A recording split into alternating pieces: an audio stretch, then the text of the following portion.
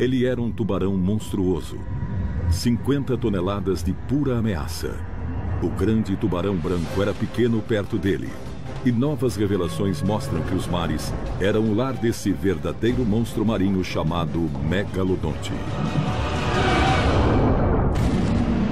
Eles foram os primeiros guerreiros da Terra, os predadores supremos.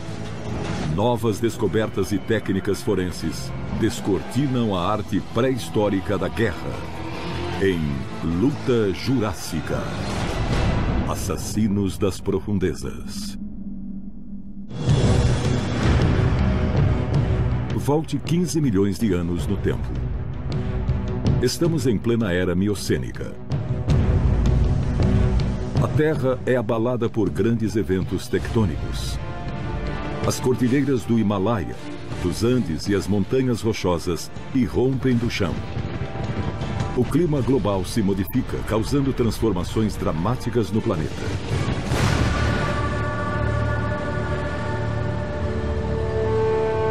Mas as maiores mudanças se dão nos mares.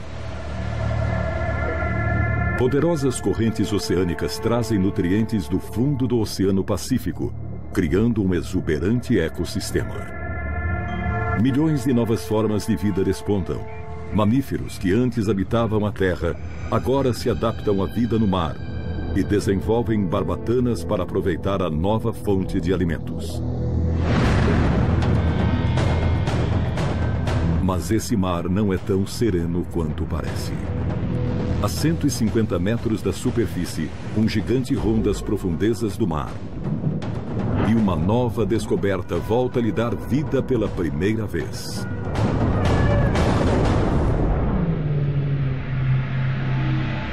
Informações sobre os gigantes das profundezas são extremamente raras. Mas nos últimos anos, paleontólogos de todos os continentes descobriram algo fascinante e perturbador.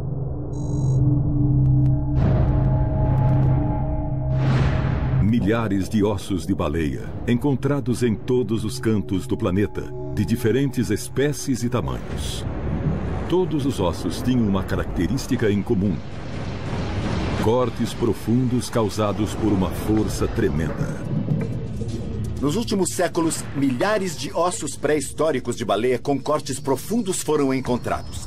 Os cortes estão em costelas, vértebras, nos ossos da cauda e das nadadeiras. Alguns com 23 centímetros de extensão e 7 centímetros de profundidade. A força necessária para cravar dentes tão fundo nesses ossos é espantosa. O mais importante é que o tamanho do animal capaz de causar tal ferimento seria inimaginável. As evidências apontam para um predador cujo tamanho é inimaginável para nós hoje. Um colosso monstruoso que vagava livremente pelos mares. Mas que animal era capaz de matar uma baleia gigantesca? Quem era esse assassino pré-histórico? Então, o mistério aumentou. Perto de vários ossos cortados, os paleontólogos encontraram outra coisa. Dentes triangulares, absurdamente enormes. Suas bordas serrilhadas ajudavam a cortar a carne de presas grandes. Quando compararam os dentes aos cortes nos ossos, descobriram que encaixavam. Nós podemos ver que este osso aqui tem um corte assimétrico. O único modo deste dente se encaixar é nesta posição, porque a superfície do corte é muito plana. A superfície inferior é inclinada e o dente só se encaixa nesta posição. Nenhum outro animal tem uma mordida com essa assimetria.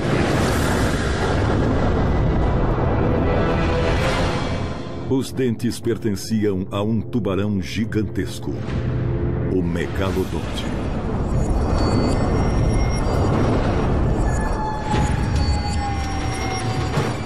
O nome megalodonte significa literalmente dentes grandes. E o nome não é bem apropriado, porque os dentes não são grandes, são enormes.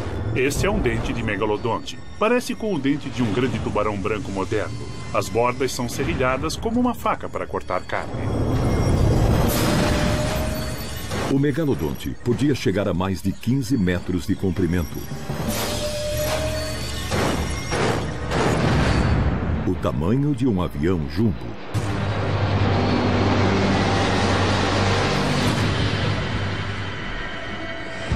Esse animal era tão grande, tão enorme, que se o megalodonte existisse na mesma época que o homem, nós não teríamos conseguido desbravar os oceanos, porque não conseguiríamos construir um navio grande o bastante para resistir aos seus ataques.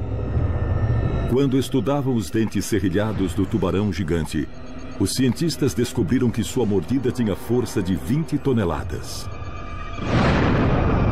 Isso bastaria para cortar a carne de uma baleia gigante, mas também era suficiente para furar seus ossos. Evidências de 15 milhões de anos de idade mostram que podiam, e com facilidade. Quando encontramos fósseis de baleia, frequentemente eles têm marcas de mordidas. Deste lado parece que alguém atacou o osso com um machado. São incisões muito profundas. Nenhum outro animal na época produziria mordidas como essas. O megalodonte atacava com tamanha ferocidade que seus dentes penetravam não só a carne, como deixavam cortes profundos nos ossos. E os ossos de baleia ficavam bem distantes da pele, nas profundezas do animal. Mas havia um desafio. Como os tubarões não têm ossos, o tamanho e a forma do megalodonte foram calculados de outro modo. Muitos tubarões têm vértebras de cartilagens ósseas que, de fato, fossilizam, ao contrário do que se pensa. E podemos medir o comprimento dos animais, podemos ver onde era a cauda e o tamanho deles. Vértebras de tubarões pré-históricos são raras. Mas os dentes dos megalodontes dão muitas informações. Os dentes dizem muito. São comparáveis aos dentes do grande tubarão branco. O formato é o mesmo. Nós calculamos da seguinte forma. Cada 3 metros de megalodonte correspondem a 2,5 centímetros de dente. Então, se o dente tiver uns 15, 16 centímetros, o megalodonte teria uns 20, 25 metros. Hoje sabemos que o megalodonte era tão colossal que podia comer até um tiranossauro. E era mais do que capaz de abater qualquer presa no mar. Não se detinha diante de nada. Baleias, leões marinhos, nem de membros de sua própria família. Fósseis provam que esses tubarões existiam em todos os oceanos da Terra. Ossos de baleia com marcas de mordidas estão distribuídos por todo o mundo. Em quase todos os lugares em que houver uma coleção de ossos de baleia, encontraremos mordidas de megalodontes, se os sedimentos forem da idade correta. Isso sugere que o megalodonte era um importante predador de baleias no mundo todo nessa época. A localização dos restos de megalodontes indica outra coisa: que permaneciam perto das vítimas. Os fósseis de megalodonte são encontrados em depósitos geológicos que se formam perto do litoral. Então, até onde sabemos, não era uma espécie de águas profundas de mar aberto. Era uma espécie pelágica. E isso faz sentido, porque suas presas, mamíferos marinhos e outros grandes vertebrados marinhos que compartilhavam seu ecossistema, viviam em ambientes costeiros, onde havia mais nutrientes. Eram ambientes biologicamente ricos. Era preciso muitas focas de 50 quilos para alimentar um megalodonte de 50 toneladas. Ele não perdia tempo com qualquer comida. Ele procurava baleias, lulas gigantes e outros grandes tubarões. O megalodonte era um tubarão monstruoso. Estima-se que precisava comer o equivalente a 1/50 do peso do seu corpo diariamente. Ou seja, o megalodonte precisava de 1 tonelada de alimentos por dia, o equivalente a um elefante.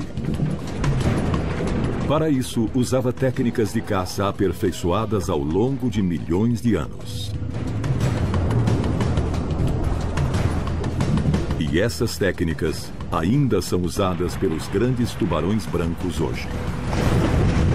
Quando caçava, o megalodonte espreitava a presa, talvez por baixo. Procurava a maior presa disponível. Depois que a escolhia, começava a correr em direção a ela. Não era uma aceleração curta e explosiva, mas realizada por uma distância longa. Quando fazia a investida final e alcançava a velocidade máxima, ele não podia se desviar. Se a presa fosse para o lado, ele não conseguia acompanhá-la facilmente. Comparar o dente de um megalodonte com o de um grande tubarão branco explica tudo. Este é o dente de um grande tubarão branco, provavelmente uma espécie com 4,5 metros de comprimento. Este aqui é o dente de seu primo pré-histórico, do megalodonte. E dá para ver bem uma pequena discrepância no tamanho dos dentes. E, para aumentar sua eficácia letal, eles tinham um estoque infinito desses dentes afiados. Sabemos que, em casos extremos, tubarões presos em aquários trocam cada dente em cada posição da mandíbula a cada 8 ou 10 dias. Cada tubarão ganha dezenas de milhares de dentes durante sua existência. E esse é um dos principais motivos de os dentes de tubarões serem fósseis tão comuns. Além do incrível tamanho, das poderosas mandíbulas e dos impressionantes dentes, os megalodontes tinham outra característica. Eles caçavam a presa com uma extraordinária gama de sentidos. Os megalodontes não só se moviam pelo oceano, o oceano também se movia por eles. Eles nadavam com a boca aberta e a água passava por suas brânquias para que pudessem respirar e também para receber informações da água. A maior parte do cérebro do grande tubarão branco é reservado ao sentido do olfato. Ele pode ser descrito como tendo um excelente olfato, mandíbulas incrivelmente grandes, dentes afiados e uma ótima visão. Depois de entender como o megalodonte atacava as presas, os paleontólogos abordaram outra questão. Passaram a estudar os esqueletos de baleias que haviam sido atacadas e comidas por esses monstros. E descobriram um dado interessante. Quando atacava uma baleia, esse tubarão focalizava uma área específica, as nadadeiras.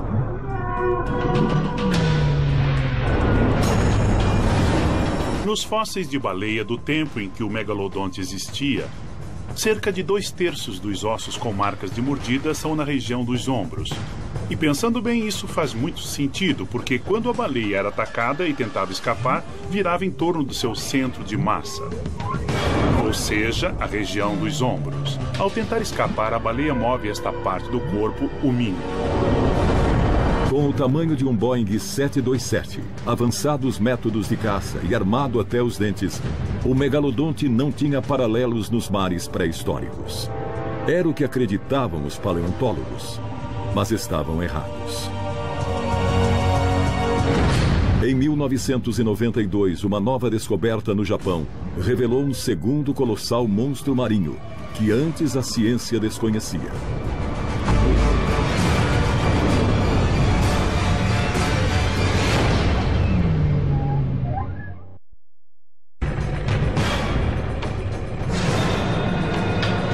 Durante a era dos dinossauros, o tiranossauro dominou a Terra. Mas 50 milhões de anos depois, uma criatura maior e mais aterradora surgiria. O megalodonte. O maior peixe carnívoro que jamais habitou os oceanos. O megalodonte como espécie foi alvo de muito interesse. É o mais próximo de um tiranossauro dentre as espécies marinhas e é um animal espetacular. No começo, os cientistas pensaram que fosse o único grande predador dos mares. Mas descobriram que estavam errados. Em 1992, o Dr. Lawrence G. Barnes, do Museu de História Natural de Los Angeles, fez uma notável descoberta no Japão. Mas não no fundo do oceano, e sim no museu. Sua descoberta revelou um segundo monstro das profundezas, antes desconhecido pela ciência. Dividia os mares com o megalodonte. E hoje sabemos que era tão assustador quanto ele. No No começo dos anos 1990, eu viajava pelo Japão e cheguei a uma cidadezinha chamada Shigamura. Mura significa aldeia. Eles me levaram ao museu e mostraram no depósito o esqueleto fossilizado de uma baleia cachalote. Eu e meu colega o examinamos e dissemos: é uma nova espécie. Barney chamou a criatura de Brigmophyseter gigensis, a baleia cachalote mordedora. Nos mares pré-históricos, os cachalotes mordedores estavam entre as maiores e mais mortais baleias, muito mais que as atuais baleias assassinas. Como tínhamos o esqueleto completo, pudemos estimar o tamanho da Brigmophyseter em cerca de 12 metros.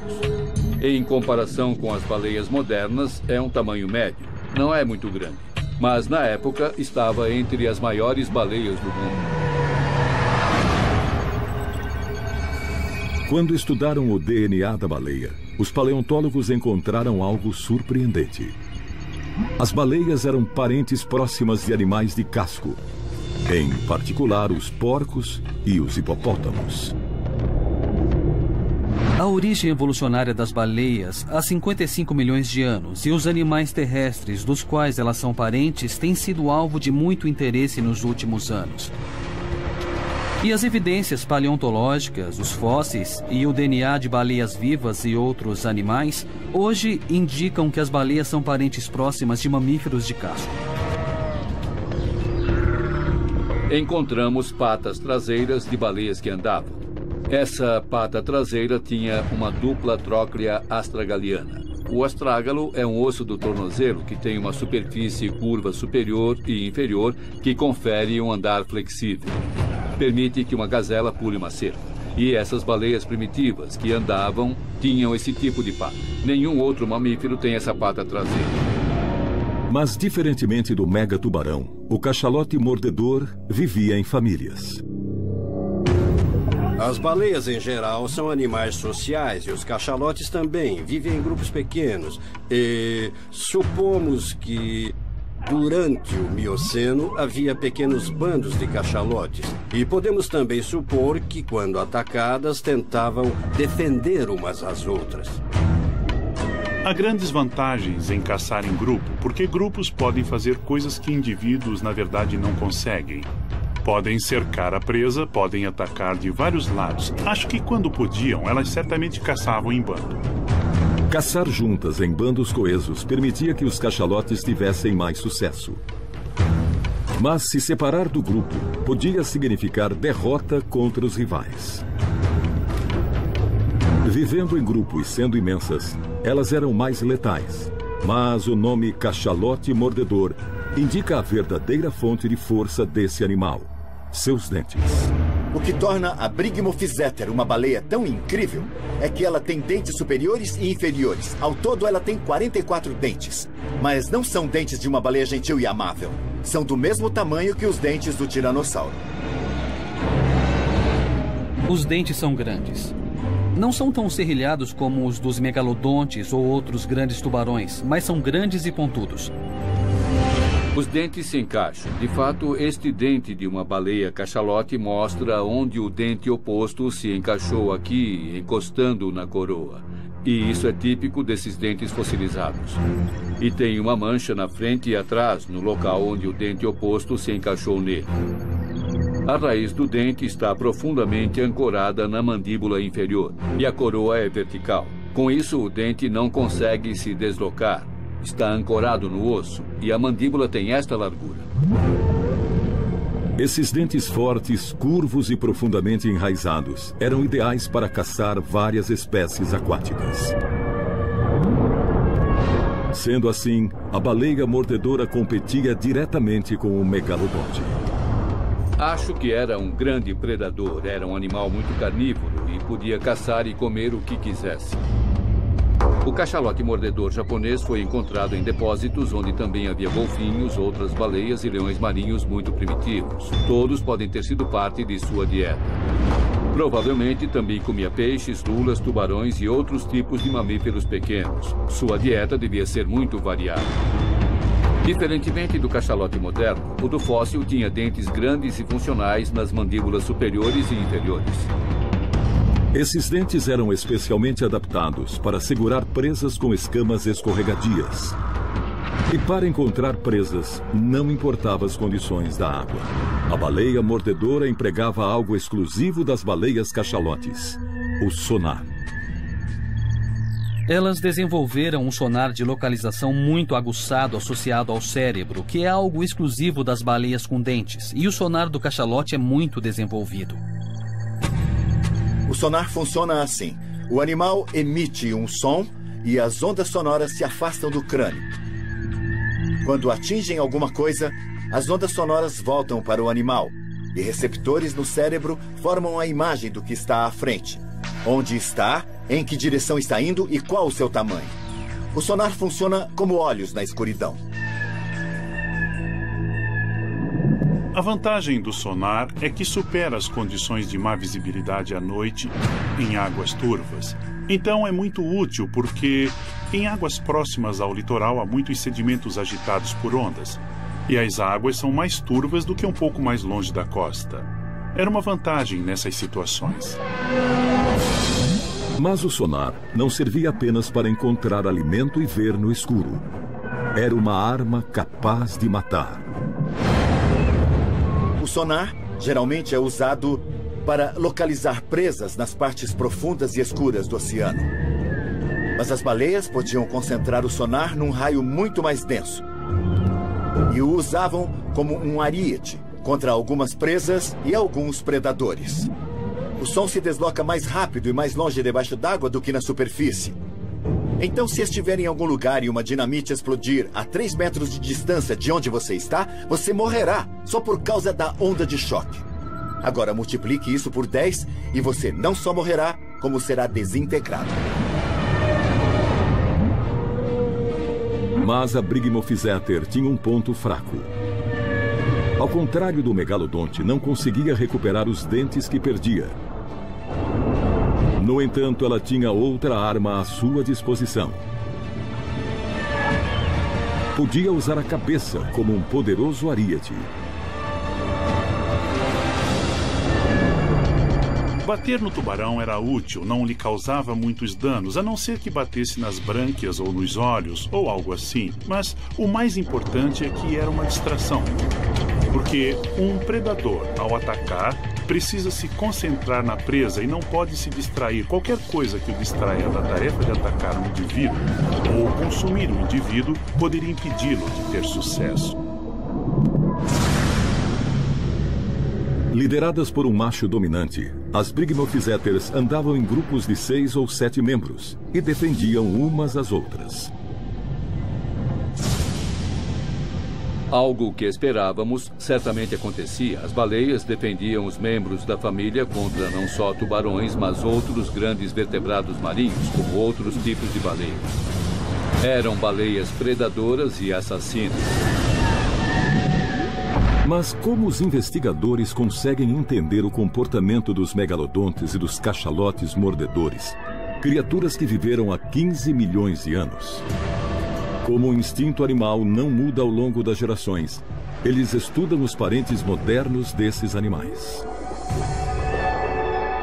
Um dos princípios básicos da paleontologia é que o presente é a chave para o passado. Precisamos usar a anatomia, a coloração, o comportamento dos animais modernos para interpretar os fósseis.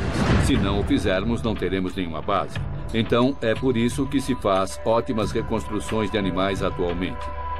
Mas sempre buscamos algo hoje que seja relacionado ou análogo ao animal cujo fóssil estudamos. A baleia cachalote mordedora percorreu em bandos os mares pré-históricos. Poucos animais eram grandes o bastante para vencer essas baleias assassinas.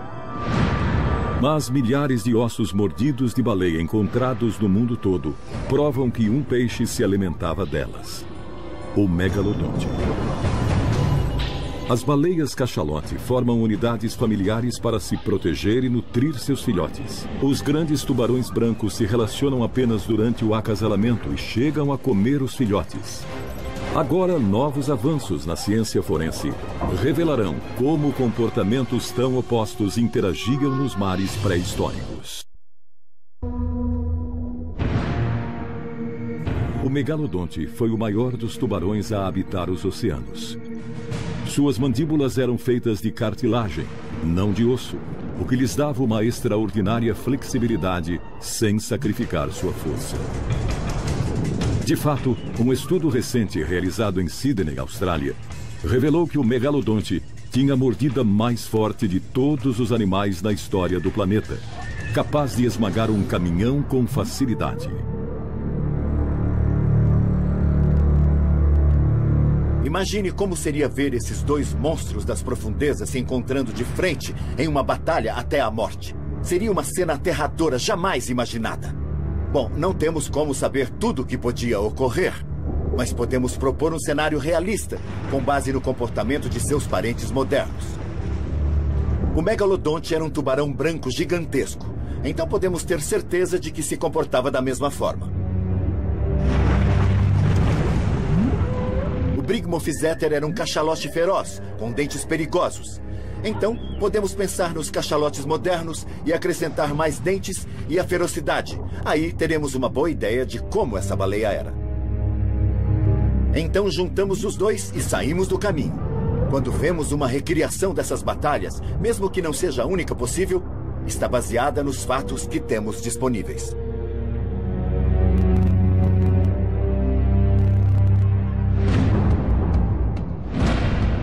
Poucas criaturas na terra ou no mar se equiparavam ao megalodonte em força mortal. De fato, a mordida do megalodonte era de 20 toneladas, enquanto que a do tiranossauro era de apenas 3 toneladas. O megalodonte era um tubarão enorme. Nossa estimativa, baseada em seus dentes, é que um megalodonte bem grande teria mais de 15 metros, o tamanho ou o comprimento de uma grande baleia jubarte, e pesaria muitas toneladas.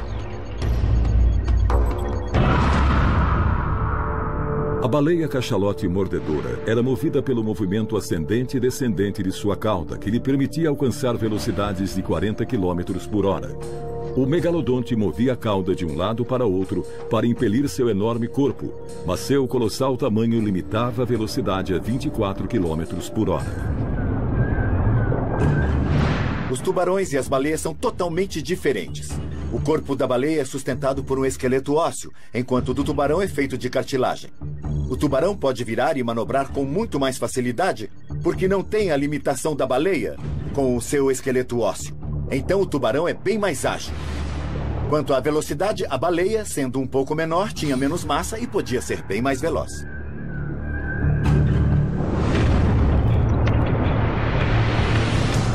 Os tubarões fazem curvas com muito mais rapidez. Podemos comparar um tubarão a uma Ferrari.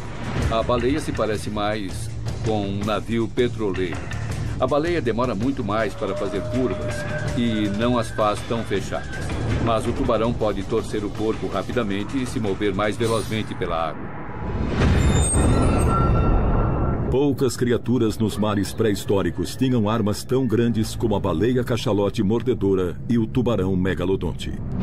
Cada dente era especialmente adaptado para capturar e matar as presas. Estes são os fósseis de um dente de megalodonte e de um dente de baleia cachalote, e são muito diferentes. O dente de tubarão é serrilhado ao longo da borda, como uma faca para carnes, e o dente da baleia cachalote servia para furar e segurar.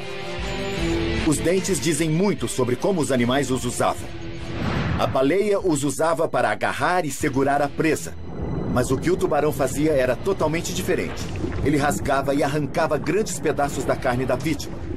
Imagens mostram como os tubarões brancos modernos retalham as presas. Com o megalodonte era igual, mas com uma boca capaz de engolir um barco. Duas criaturas, cada uma do tamanho de um ônibus. Mas a baleia mordedora tinha uma arma que faltava ao megalodonte: o sonar, cujo impacto era capaz de matar.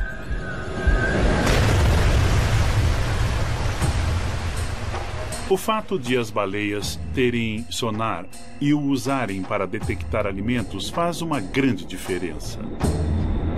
Os megalodontes não tinham essa vantagem. De fato, tinham uma desvantagem, pois precisavam caçar essas presas imensas que podiam detectá-los usando o sonar.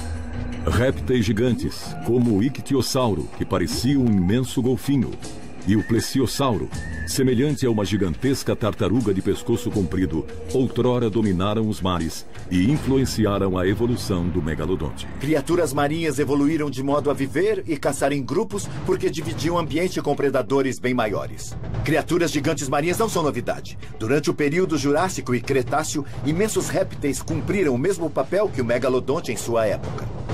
Então as baleias, para competirem com esses grandes tubarões, protegeram-se em grupos e assim também se tornaram fortes.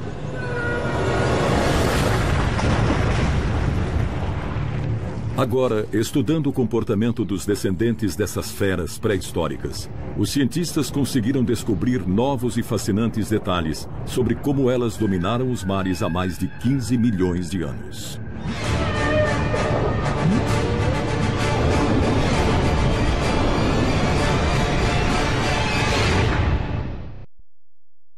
Graças a receptores no nariz, ele capta pequenos impulsos elétricos emitidos a cada vez que a baleia move um músculo. O megalodonte pegava a presa antes que ela o visse. A pele do megalodonte era coberta de pequenos botões gustativos chamados dentículos. Isso permitia que ele sentisse sabor pela pele e o ajudava a buscar e identificar a presa. A coloração do megalodonte era ideal para seus métodos de caça. Sua pele era mais escura em cima e mais clara embaixo. Então, se você estivesse acima dele e olhasse para baixo, não conseguiria vê-lo. E se estivesse abaixo dele e olhasse para cima, tampouco conseguiria vê-lo. Sua tática de caça preferida era se aproximar por baixo e por trás das presas. Ao se aproximar da baleia, o megalodonte desce para surpreendê-la de baixo. Quando está bem debaixo do bando, ele muda de direção e vira para cima, aumentando a velocidade. As mandíbulas do megalodonte são parecidas com as do grande tubarão branco. Eram várias fileiras de dentes. Aqueles localizados na frente tinham como fim agarrar a presa.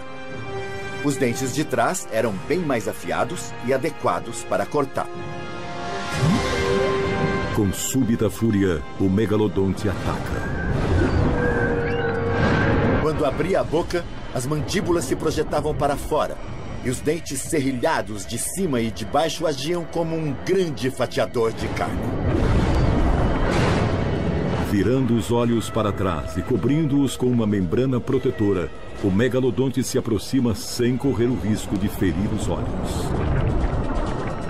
Os tubarões modernos têm um modo notável de proteger os olhos durante um ataque, e o megalodonte tinha o mesmo sistema. Quando avançava para atacar, ele virava os olhos para trás e uma membrana protetora se estendia e os protegia. Mas com os outros sentidos ativados, a visão não era mais necessária. Especialistas descobriram dentes de megalodontes embutidos em centenas de ossos de baleia encontrados no mundo todo, mostrando como esse predador era feroz e destemido. Ele mirava a cauda porque esse era o único meio de locomoção da baleia. Essa parte do corpo era muito fina e ele enterrava os dentes nas vértebras. Mas como os tubarões modernos, seus dentes se quebravam e eram substituídos durante toda a sua vida. Perder um dente não era nada, já que ele tinha mais 300 esperando para substituí-lo. Não era uma grande perda para o megalodonte, que sacrificava apenas seus dentes mais gastos na batalha. A cauda da baleia era quase arrancada. Não seria mais útil para transportar o seu corpo. A Brigmophyseter usava a nadadeira para se orientar. Sem ela, ficava literalmente sem leme. Ela tinha 44 dentes. Os da frente eram grandes como os do tiranossauro. A Brigmophyseter emite um sinal de sonar pedindo ajuda. Um som com alcance similar ao de um submarino da Segunda Guerra Mundial. Ela inclina a cabeça e começa a emitir um sinal com sons fortes em direção às profundezas. Era um tipo de grito de socorro. Como o sonar usado por submarinos, a baleia emite ondas de som que repercutem quando atingem um objeto sólido, criando coordenadas entre o emissor e o receptor. O cérebro mamífero avançado do Brigmophyseter lhe permitia ouvir um grito de socorro enquanto ainda estava caçando. Essa turma estava caçando e procurando algumas presas. Eles podiam enfrentar lulas gigantes até mesmo nas profundezas do oceano. Sabiam se virar sozinhos. Órgãos supersensíveis no crânio e nas mandíbulas leem as vibrações, criando um mapa sonoro. Imediatamente, o líder do bando, a baleia macho, produz sons vocais para instruir o resto do grupo a montar uma missão de salvamento. O cachalote é uma das poucas baleias predatórias. Não é do tipo de baleia amável como nós conhecemos. Tem dentes destruidores e mandíbulas extremamente fortes. Centenas de metros acima, o grande tubarão sente uma súbita mudança no ritmo das águas. Sutil, mas inconfundível. Os sensores do nariz captam algumas vibrações. Então ele começa a sentir uma pulsação e não sabe exatamente o que é. Mas as vibrações e pulsações ficam mais fortes. A Brigmophyseter usa o sonar para avaliar a situação. Sabia que um membro do seu grupo corria perigo. Agora, ela sabe por quê.